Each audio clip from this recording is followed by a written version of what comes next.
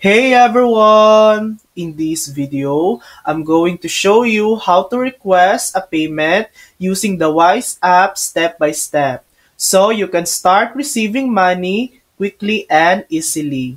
First, open the Wise app, tap the recipients on the bottom right. Tap Add Recipient. Choose the recipient's currency, example, USD. Search by Wise tag or bank details.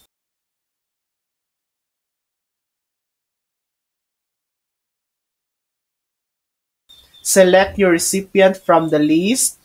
Tap Request, select the currency, and enter the amount. Your recipient will get a notification and can approve the request. Once approved, the funds will appear in your Wise account. And that's it. That's how you request a money using Wise. Thanks for watching.